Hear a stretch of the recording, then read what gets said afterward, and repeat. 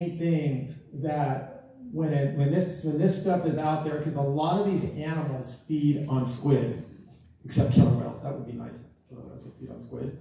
But we see so many of these mylar balloons, and I don't know if you guys know this, but I've been keeping records about the balloons that I see, which are the most common ones, which holidays kind of like the worst, and believe it or not, Valentine's Day. Valentine's Day is the worst. I will utterly pick up a full 32-gallon trash can full of balloons if I would be out there all day. I'm only out there about 4 hours, and I still pick up a half of a trash can to 3/4 of a trash can of those mylar balloons, which are there. And also what people don't realize is I've never been involved with these necropsies, but I get necropsy reports from all over the world, and sperm whales, when a massive sperm whale comes up dead on the beach, they automatically necropsy it, no matter where it's at or whatever. And they will find, and you can go and look up, since, Google anything you want about necropsies with sperm whales, you'll find anywhere from 200 to 500 pounds of solid plastics in sperm whale stomachs. That's only because they eat only squid. And, sperm whales, even though they got the biggest brains, are super smart, but they can't tell one thing sometimes from sometimes. And also these animals are super curious. I'll see a dolphin with a plastic bag around the pectoral fins because he got himself in trouble. So, yeah. So now, do you want to work with this one? There you go.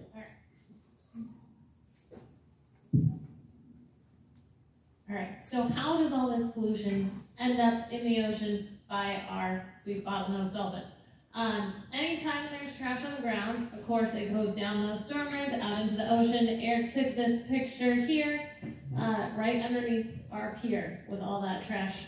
This, of course, is right by our pier. And then this picture is actually under a microscope of microfibers. So microfibers shed off any clothing, like synthetic clothing, when you're washing your clothes, drying your clothes, and during the production, dyeing, processing of clothing as well. And they're super tiny, as you can see, because they're under a microscope. So they become a really, really big problem out in the ocean. Do you want to do? Yeah, well, I think this is the time where we needed both mics. So what you're looking at is, you look at a kelp patty, and this kelp patty, all the white stuff in it is just a bunch of styrofoam, plastics, and everything. And dolphins use kelp as almost anything. I have no clue what he's doing. It looks like he's sometimes putting it in between his teeth, cleaning his teeth. He's been doing that. He was doing that over and over. Then he decided to go swim away. And then, of course, I'm following with the drone, and I just can't believe all that plastic mess which is at the surface right there. And that plastic, what you're looking at, is older plastic. It's starting to break up, so which means it's been out there for a while. It's just didn't come up from a storm drain or anything. And this is by working at the end of the Roundhouse Aquarium and stuff. Right there, you see a lot. Every single day when you go off of there. I walk out to the pier, and some days I'll look down and go, wow, it's so clear. There's a leopard shark. I'm sure one of you guys have experienced that. Look at the rays, look at the fish. It's so beautiful being out there. It looks like a tropical dream sometimes. And then you get a storm out there. Water's like what it is today. It's brown and stuff like that. And yes, there are things floating out there because of all the storms and stuff. So each day is kind of different, which is out there.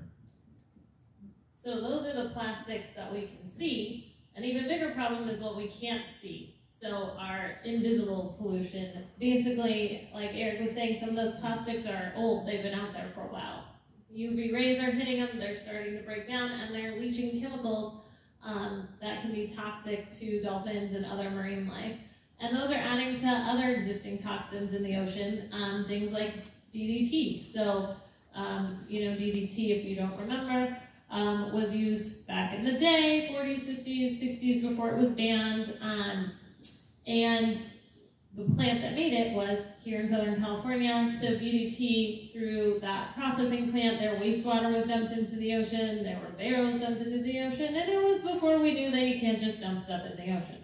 Now, luckily, we know better. Unfortunately, these compounds last a really long time, and when they break down into compounds that are equally, possibly more toxic. We're actually still learning how toxic the compounds that it's breaking down into can be. And they're still discovering new forms of toxins that are from breaking down of DDT. So we're still learning the impact of it, but we do know that bottlenose dolphin blubber in Southern California contains DDT and it's broken down compounds, and it ends up in the dolphins, the same way that we talked about with the domoic acid and other harmful toxins. Yeah, go.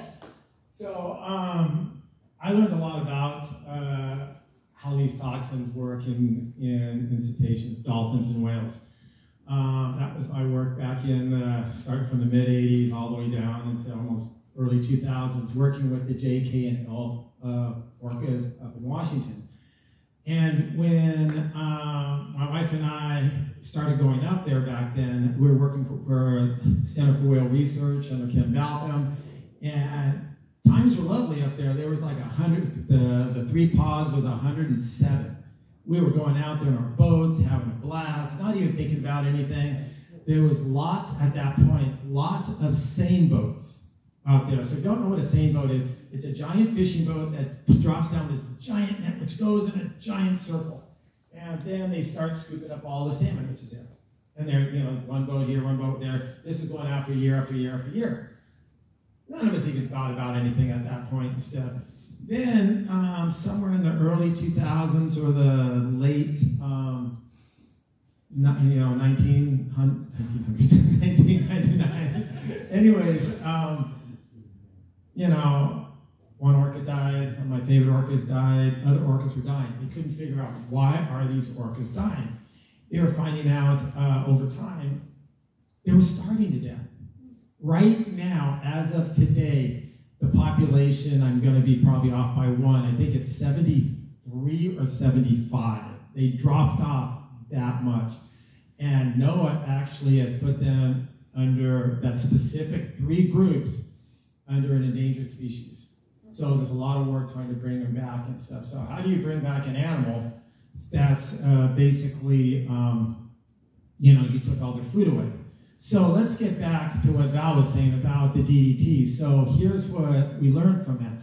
So the top predators in the food chain automatically are loaded. They're considered toxic waste. Our dolphins are considered toxic waste. The orcas are considered toxic waste. Why aren't they dying? If they're that polluted, why aren't they dying off? Simple.